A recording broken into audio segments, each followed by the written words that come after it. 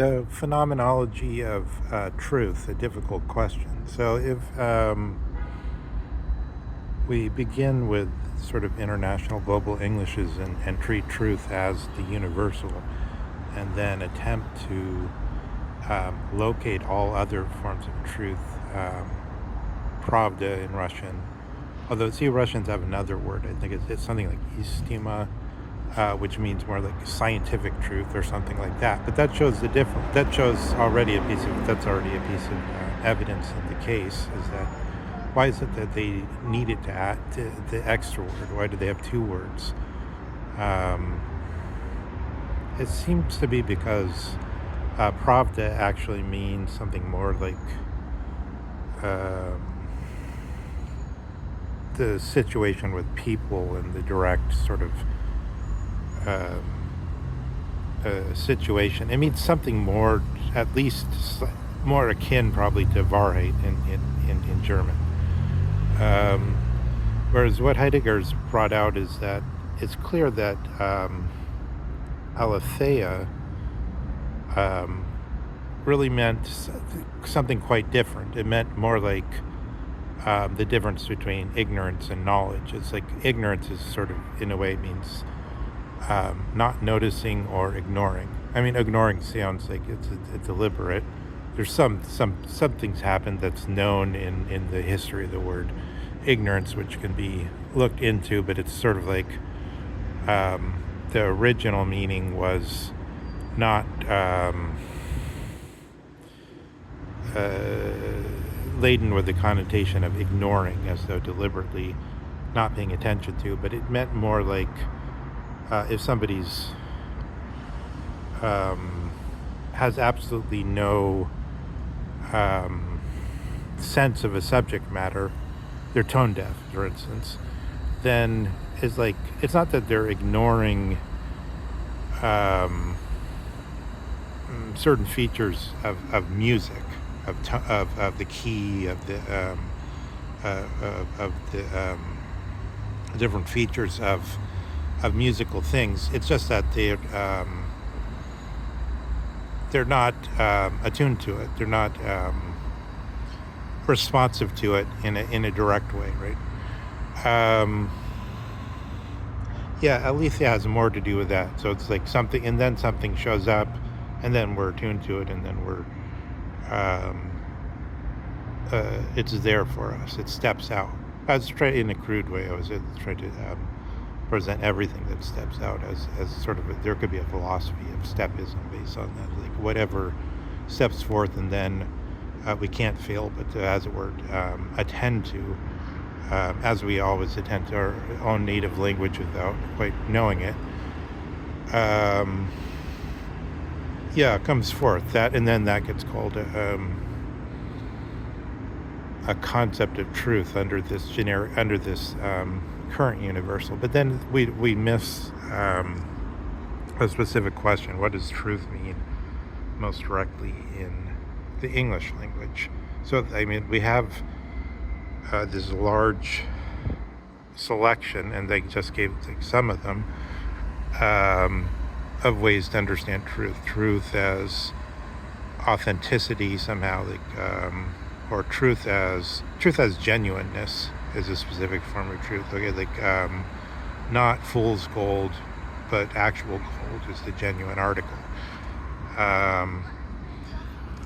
There's a whole menu of different conceptions, but then one could ask, just as Wahrheit doesn't directly in German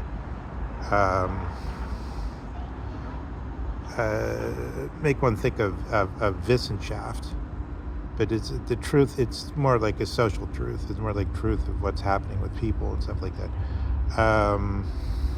What does truth say for the English language? So it's a phenomenological question. It's like, what is the most direct vernacular and, as it were, spontaneous sense of how truth is used by native English speakers? But then it would probably be different in different areas, in different places, right? And I think really truth in English is often used sort of like to say, yeah, that's true, I agree with it, or something like that, where it's like, it's not really a question of fact-value distinction.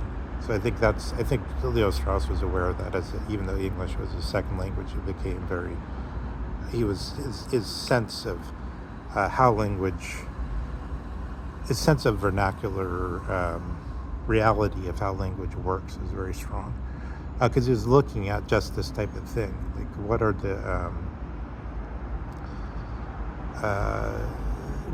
he's always looking for the strongest words in a certain sense. That's one of the powers of his prose. So he's always looking for what were genuinely the strongest words, the most direct words.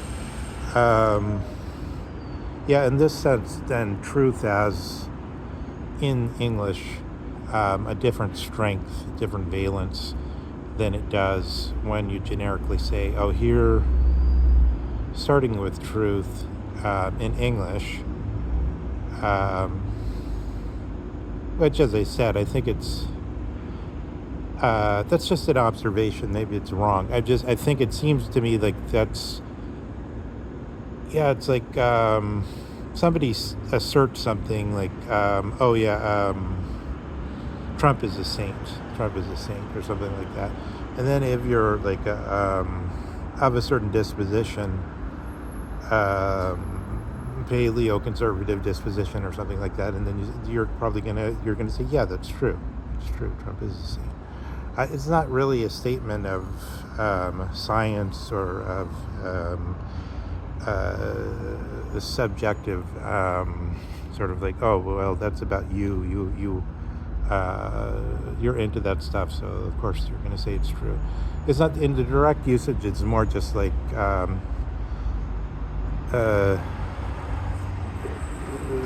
almost.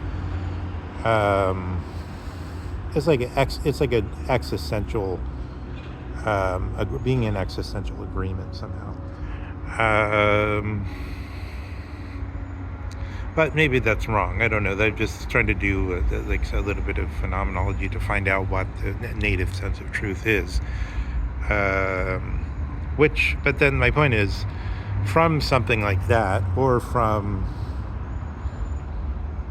I mean, I guess also from, you're in a classroom and then somebody gives you an artificial definition of truth.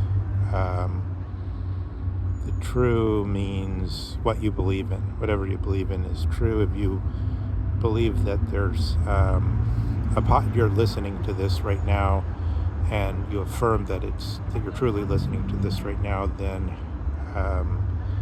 yeah, your belief is true, and believe in truth are the same thing. And on the other hand, there's things you say are not true, or it's not the case. You could come out with a definition like that, which I think is maybe more the definition people tend to start with in a classroom. It's probably artificial based vis-a-vis the way the word's actually used. Again, this is just like sort of we're just looking around a little bit. Maybe that's wrong. Maybe somebody has a suggestion that's better than that. But I think it is clarifying to see that, that since the Russians have two words, it's clear that pravda does not mean these sort of ultra scientific forms of truth. Also, second sort of blurb in connection to that. Let's remember that in Russia, truth in connection to Christ was never considered as important as it is in the Western Church, because they think you could separate the two. There could be truth in the sense that Dostoevsky's always linking this to like French socialism, the Fourierism, and the notion, and also German accuracy of timetables and things like that. And then he's saying, yeah, there's this sort of soulless or qualityless truth, as in the Man Without Qualities it's expressed. but that doesn't really matter. I mean, it does matter, and Dostoevsky was a trained engineer and all that, but he's like, yeah, that's good, maybe we could do something with that, but if it doesn't work out, then we'll just stick with Christ. So the point is, the Russian tradition, and I think it's not, I know Dostoevsky by many Russians is considered an odd guy, and they're not necessarily proud of him. Not all Russians are proud of Dostoevsky, even though he does honor to the country, and even though Russians have, I think, a keen sense of the worth of their authors and so on, better than Americans do, probably. I mean, Americans like Steinbeck or whatever, but they don't have the same sense of pride for their authors, to some extent, I think, that the Russians do. I mean, there's snobbery and things that are a little nicer than snobbery in the university, but my God, Harold Bloom, I mean, he's not a normal person. He's kind of an extreme version of a snob. But, so in a way, there's not a natural sense of pride in things like literature in America. I really don't think so. I mean, you have a lot of sort of half phonies, the Beat Generation and Lawrence Ferlinghetti. At best, you get somebody in that sort of like who probably, instead of being a writer, becomes an artist, like Bryce Martin or somebody. But it's something's wrong with it. It's always has some demand for some fake form of authenticity, like thrown in. Like, oh, you're supposed to be like Bryce Martin, sort of presenting himself as a workman or something, or as part of the communist movement, or murals in Coit Tower or something. What those are supposed to stand for, even though in reality is living on some Greek island and basking in some part of artist colony or something, and had nothing to do with this sort of struggle, in the sense that Diego Rivera was trying to give voice to, or something like that. But never mind all that. Just looking at some of the texture of how these things come forth. I mean, I think also that's why in German, Wahrheit or truth, in the way Nietzsche sometimes talks about it, regarding it as one of these two, as sort of the Apollonian thing that's vying in her Heraclitean sort of total enemyship, excluding working that somehow the enemyship would lead to something for mutual good, but regarding the enemy as really an enemy, and to be and not as a partner, as it were, in some kind of dialectic. Nietzsche sort of sets up this ultimate presentation of truth as against these Dionysiac forces.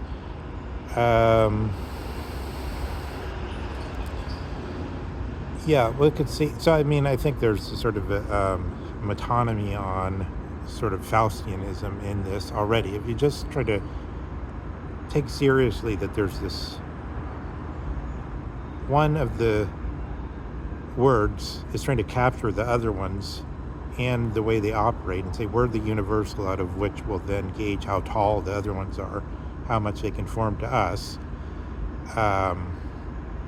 and then these correspond sort of to ways people act in life. Like I was just saying, like, oh yeah, I think that's true. It was somebody talking about some judgment about a political matter, as against the Greeks sort of saying, this has been sort of, I've become sensitive to this subject matter. Now I see that now it's become unconcealed to me, like somebody who's like realizes Socrates thinks he has, that there's a question about what courage is. The courage comes forward, and then there's a question about whether a lion is the proper example of courageousness, or whether courage actually involves some form of so-called dianoia, or silent inner speech, or whether it has to do with logos dianoia. Yeah, these are totally different practices, totally different senses, but they get all thrown together. So that, I mean, that's obviously a subject matter of Jacques Derrida, the genres and all that stuff. But of course, obviously, we should, we have to be careful about going too far into saying here's the form of this problem of the different words from different cultures being shoved all together and then being framed in this way. They call it's a military technique. As a military technique, they call it framing. Once you put things in a certain frame, then you can't sort of argue out of them anymore.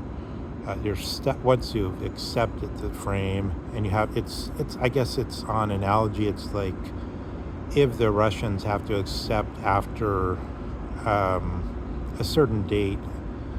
I guess somehow during the Cold War, after World War II, the Russians. Well, no, I guess it's just the Russian Federation, really. The Russian Federation starts with a constitution that's totally a Western liberal constitution, and even more sort of liberal in a way than the other states. And then it's like if you want to fit in with the frame of the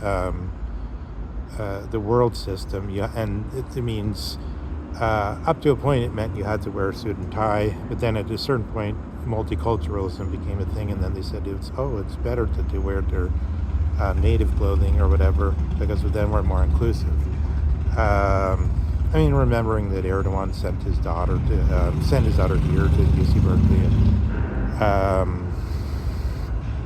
and she wasn't wearing a hijab at the time, but then they encouraged her to embrace her native culture, and then she went back in Angkor and spread amongst her circle this practice. So it was actually imported back from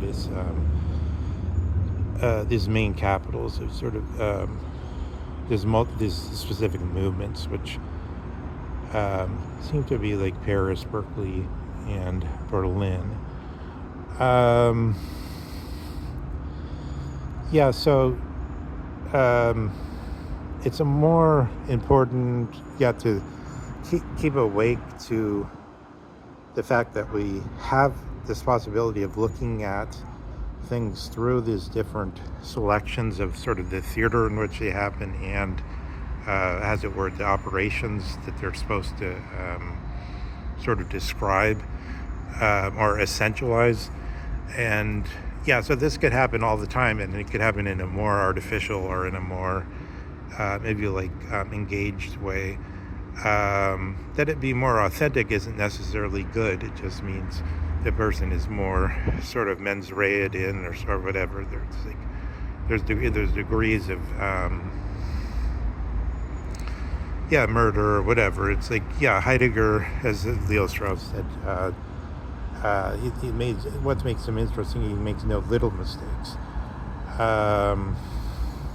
So I mean, yes, he's fully engaged, he's very centered, but maybe this still could be the totally wrong, as it were, universalizing. And the thing about Heidegger is he totally knows that, but that's why he's saying all the time I was thinking about being. I wasn't thinking about this sort of Nietzschean life-giving lie. But remember, in this context, the life-giving lie, the truth, and all this stuff, it has specific meaning and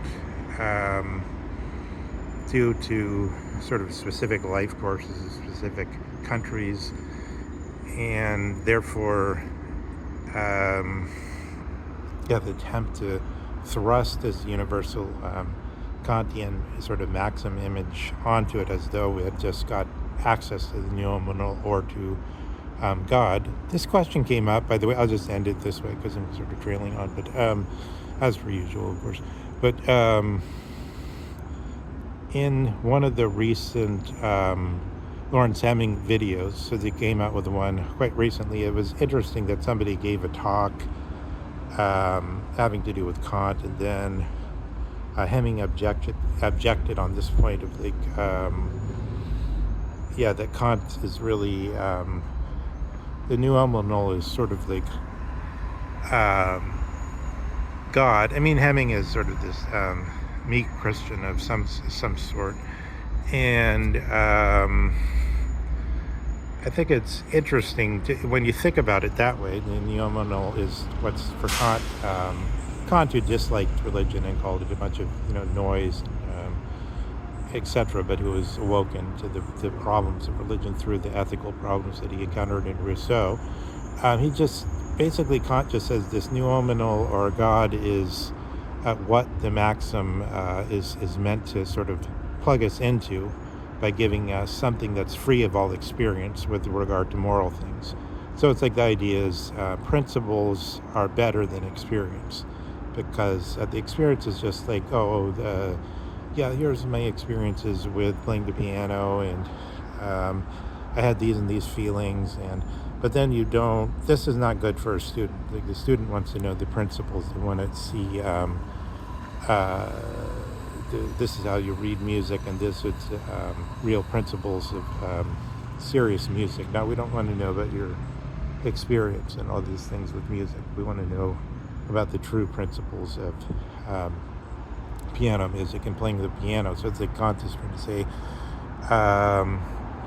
we want to know what are the true principles for moral action, and then he comes up with this theory of the generalizability, and this is supposed to give us access to God. But that's what God was for Kant. That's all God was for Kant. Whereas I think for the Christian tradition, God is a person and a living being. For Kant, it would be sort of us would be receiving that eternal, just as the mathematical equations would be principles that wouldn't matter, the experience wouldn't matter. Those would be the writing of the in the heart, or in the but in any case, moot in the moot principles, mootish principles. I don't know. But I mean, I hope that this recording sort of creates a theater that one can see in a little bit like like a display in India or something, where you see a religious stuff that you could observe what it is that that a certain cult is about.